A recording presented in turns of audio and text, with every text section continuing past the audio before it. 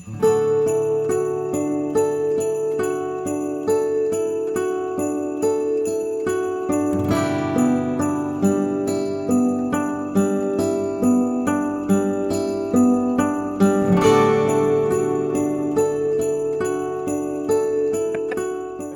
and welcome to day 8 of the Advent Calendar series here on MKE Beer Review. As always, I'm Josh. I'm Ross.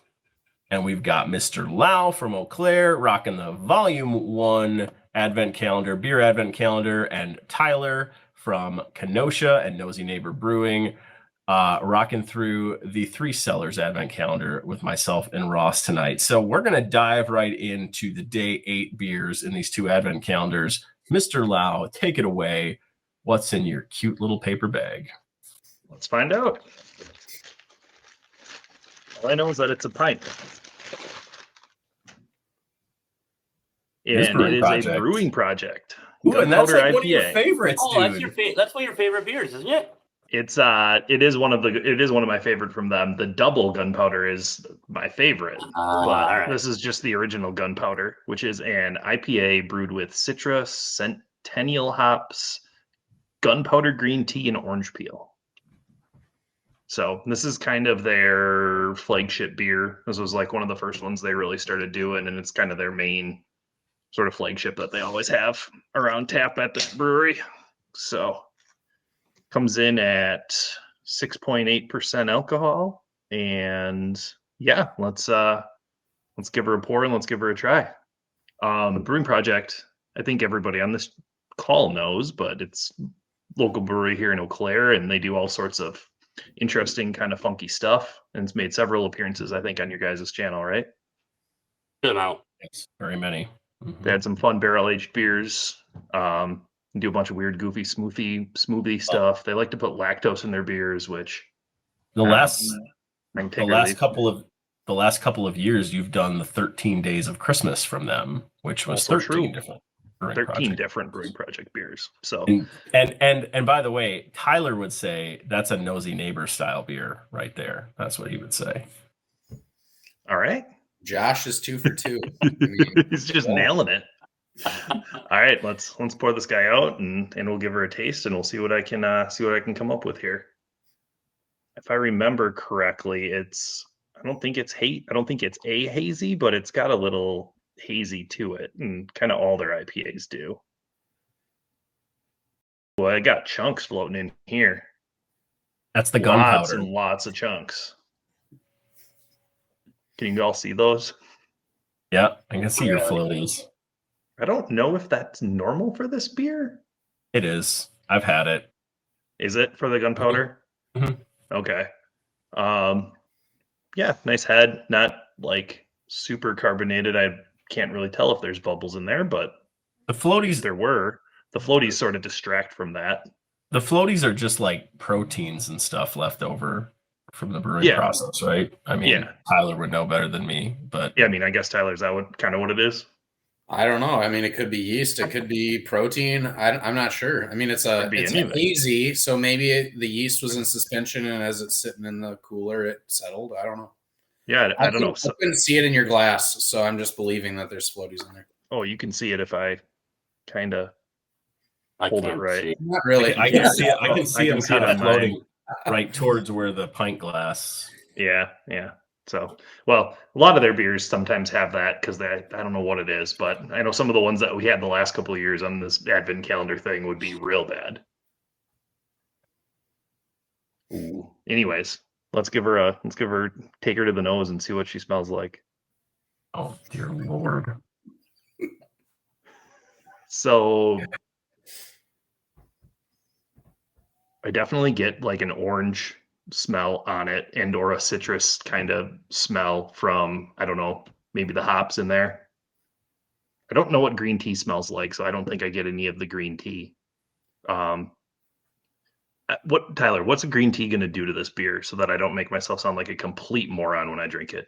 I mean, I'm not a big tea guy, but I would assume it's got like that earthy herbal vibe to it. Yeah. One thing I've had when I have beers that have tea in it, it does kind of give it like a little more of a drying sensation, a little dry feel in the back end of it. I feel think like the bitterness mixed with the dryness is going to be unique. I feel like they give the beers more of a flat, non-carbonated affect too. Like there's just something about it that like flattens out the beer to me. Right. Because I think it's definitely gonna have that. I can see some bubbles kind of pushing through in there, but it's got that like floral, citrusy IPA nose, and with a little bit of the orange peel coming through. So, all right, cheers, gentlemen. Cheers, buddy. Cheers. Cheers.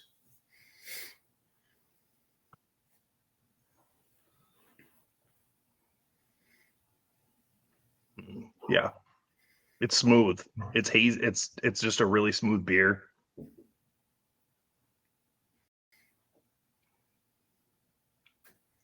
You finish with that it's got kind of a dry finish with the bitter IPA tastes coming through. I think you kind of initially get the orange peel that comes out right away with kind of some of the citrus. And then I think that finish is more probably that green tea kind of piece coming in at the end, drying it out a little bit, giving you kind of some of the, earthy,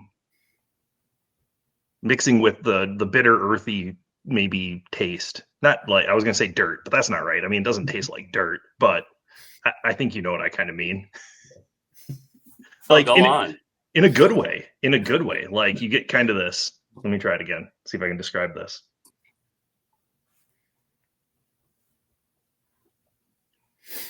You get kind of this. Just like sort of, just very herbal, bitter, delicious note. That's kind of at the end, and I like it. I haven't had the double in a while. I'm trying to remember what the double does to it. It, I think, kind of just kicks up the alcohol volume and makes it a little bit. I think it feels like it. I think if I remember right, it makes kind of the orange peel and the citrus notes stand out a little bit more, and I really enjoy that. But this is really good. Okay, 1 to 5. Where are you putting it? Untappd. I'm gonna say. Ooh, this is a tough one. I'm gonna say a strong. Almost, I was thinking about going 4, but I'm gonna go 3.75. It's just a solid beer. It's well done. It's their flagship. They make better stuff. Maybe I'm kind of downgrading it because of that. But this is a really good, really, really good IPA. If you've never had anything from the Brewing Projekt and you like this style of beer, absolutely try it. But yeah, 3.75.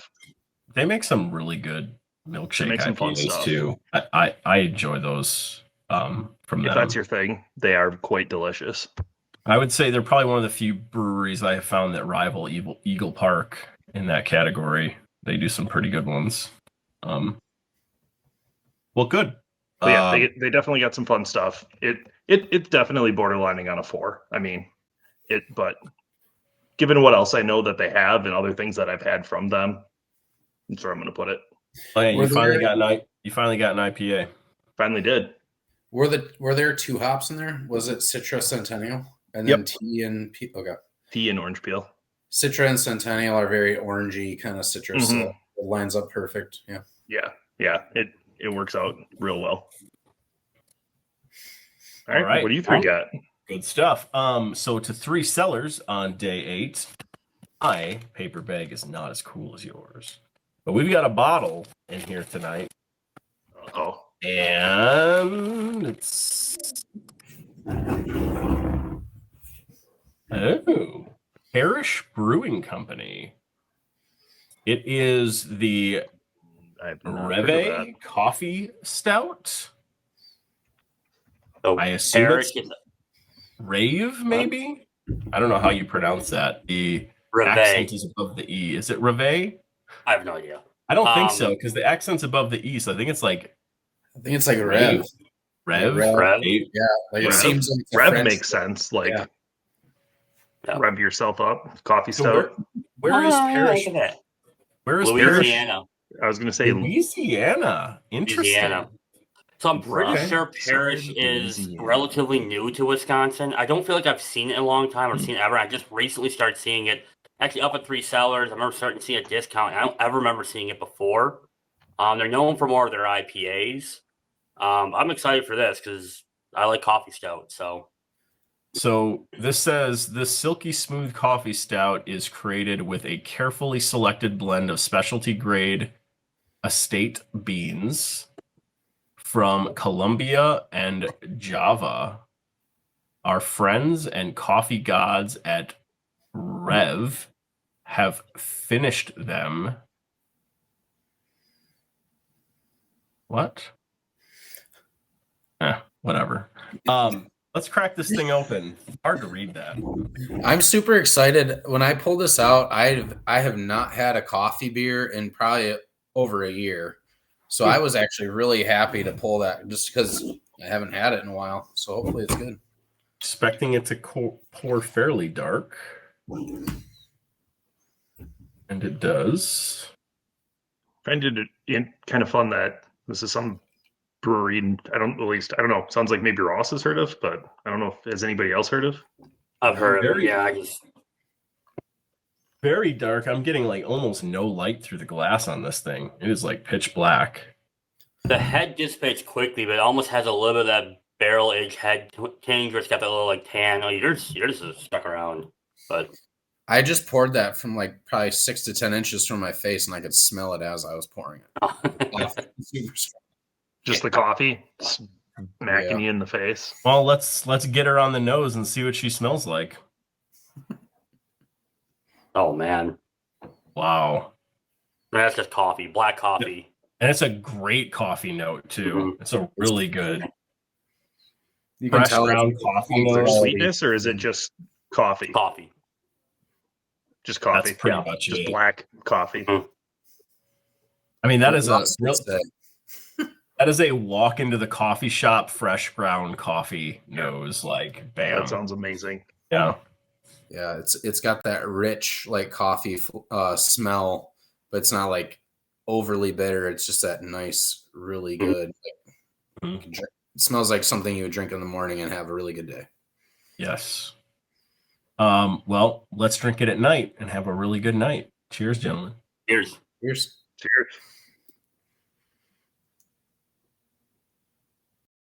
Oh. That's really well done.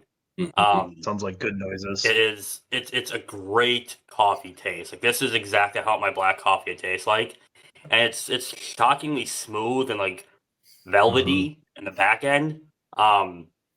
That's really well done. Holy cow! That might be the best coffee flavor I've gotten on a stout. Like sometimes they can get a little bit almost bordering on like a bit sour. Like you get some off notes with coffee sometimes. This tastes like, I mean, it tastes like fresh coffee. If you, it's breakfast. This is definitely probably one of the best coffee beers that I've had. It's got a very, very high quality coffee flavor. Sometimes with coffee flavors, I don't know if you guys get this, but if they're over extracted, they kind of have like this green pepper kind of earthy, weird tinge to them. This, not a hint of that at all. This is like a fresh cup of cold brew. Does it have any of the like coffee bitterness?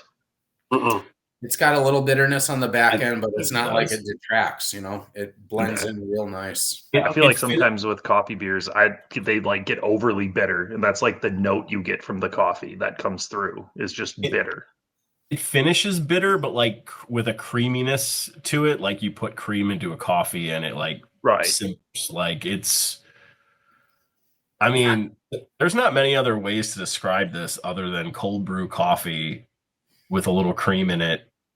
And I mean, that's what it is. Yeah. The only other thing I've had from this brewery is their IPA. I think it's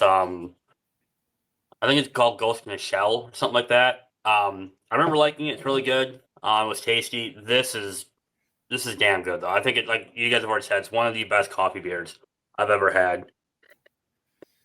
Okay. Though I'm gonna add one thing. And then I have a question for Tyler. On the finish, it just continues to add a unique aspect of. I almost get like a little bit of a burnt sugar, like creme brulee vibe, like on the finish. So I get coffee, like you guys said, cream, and I don't know if it just blends the two together, but it gives me like this like roasted sugar finish, which is really, really unique. I really like that. A little tiramisu. I get what you're saying. I get what you're saying. I'm not getting it maybe as much as you are, but I understand. I feel what you're saying, everything, and especially as it starts to settle and kind of a little bit of that cream starts to really kind of take over your palate and everything. So, Yeah. I do feel like the traditional stout characteristics are buried underneath that coffee flavor, but if you watch any of our other videos, we were just talking about our sweater weather video right before this. Like, if you're going to do coffee, give me coffee. Yeah. Give it to me.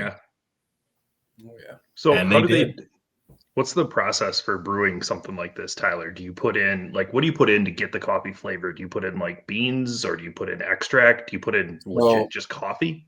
We brew a coffee stout, and we usually do like an Irish coffee stout. So it's got some Irish whiskey in it. But what we do is we add a cold brew coffee. So you brew a cold brew coffee like normal, and you add it in. So it's blended in. That cold brew coffee gives you the flavor. Yep. But then just like dry hopping, right? Think IPA, you add hops after fermentation right into, and you let it steep. You can dry bean a beer. So you're taking coffee beans that are coarse ground and you're letting them steep right in the beer, and you extract it, and that helps with the nose. So Okay. Dry beaning helps with the aroma, and cold brew adds to the flavor. So we do both. And I think that's probably what they did in this, because you definitely get both. Yeah. And it sounds like they're not throwing Folgers in that thing. They're throwing some real high quality coffee in there.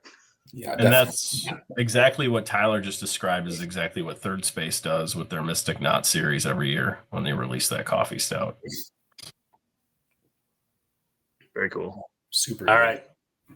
Josh, where are you scoring this? 4.25. Really good. Really, really good. I mean, I kind of flirted with a 4.5 on this with how good it is for just a standard stout with coffee, but I'm going to go 4.25. I think that's a really fair score on this. It's excellent. Tyler? I'm right there with Josh. 4.25, super solid. This might be, if not the best coffee, like I'm not talking barrel aged, like elevated, crazy stuff. I'm just saying, you call it a coffee stout. I think this might be one of the best, if not the best, just straight up coffee stouts that I've had. So I'm really impressed. Solid 4.25. I agree with everything said, but I'm gonna go 4.5 for basically what Tyler just said. This is the best, just basic coffee stout I've ever had. It's such good coffee flavor. I really want to find this coffee now and buy some of it. This is really, really well done, and it's such a simple style. It's just a coffie stout, but it's amazing how bad sometimes you get some of these can be. And this is just so well done. It's just enough creaminess to it, a little bit of sugar, but that coffee is great. So 4.5. Those are some pretty darn good scores for some advent calendar beers. Absolutely. Major props to Gino and Three Cellars for putting this thing together this year. I mean, we're only 8 beers in. We're a third of the way through the advent calendar, and there hasn't been a bad beer yet. They've all been really, really good.